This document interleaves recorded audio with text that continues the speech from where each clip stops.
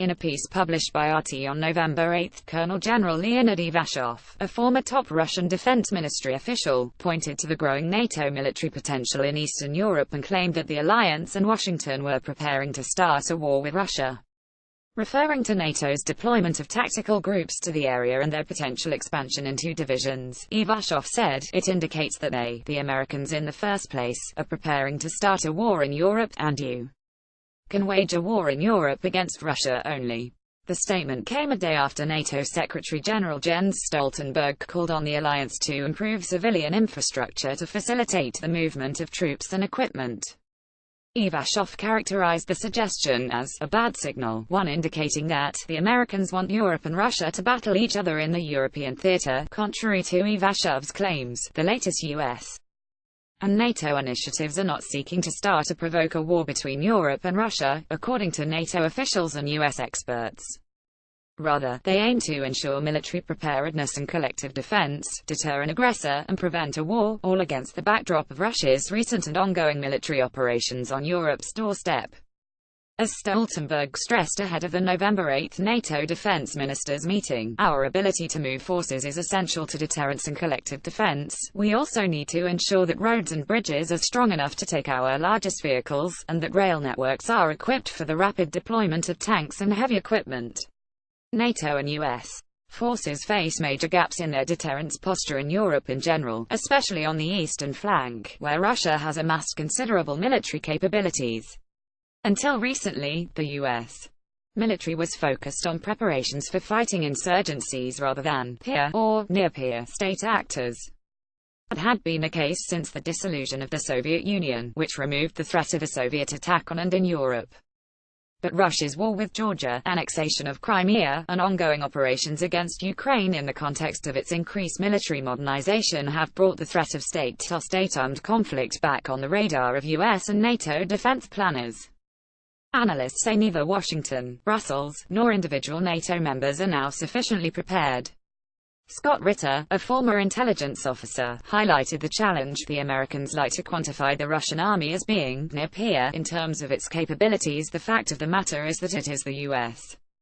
and NATO armored forces that are near peer to their Russian counterparts, and there are many more Russian tanks in Europe today than there are NATO and American. In case of a conflict in Europe, he continued, Russia's supply lines would be short, while those of the United States would stretch back thousands of miles. Ritter stressed that warfare under these conditions would be madness, concluding that only Russia's military capabilities make it ready to fight and win a war in Europe today. According to the Heritage Foundation, the U.S.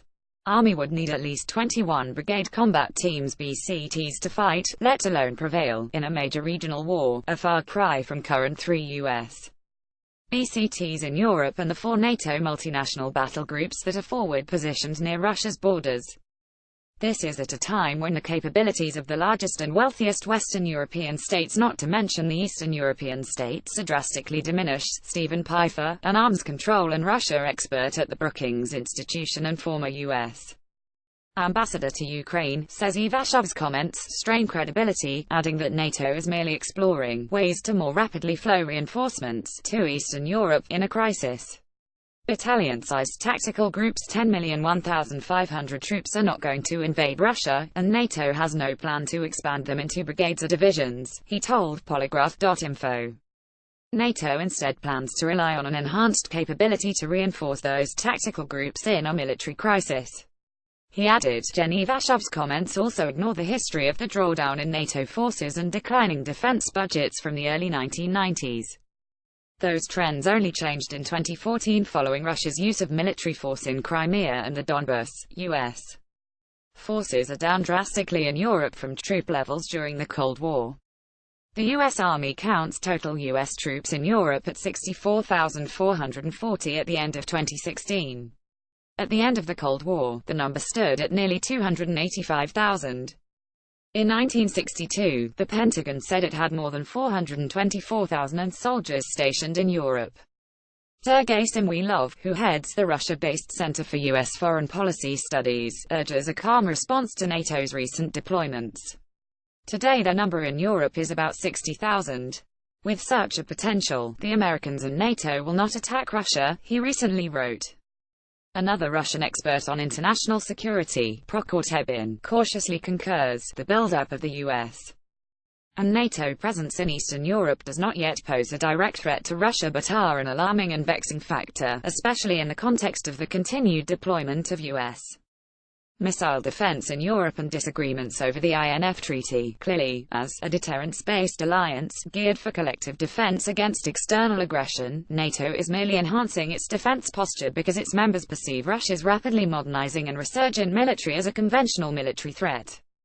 As German Chancellor Angela Merkel stated in 2016, while calling for dialogue with Moscow in order to provide permanent security in Europe, Russia weakened European security in words and deeds by violating Ukraine's borders, and profoundly disturbed NATO's eastern members, who therefore require the unambiguous backup of the alliance. General Curtis Scaparotti, commander of United States European Command, underscored the need for U.S.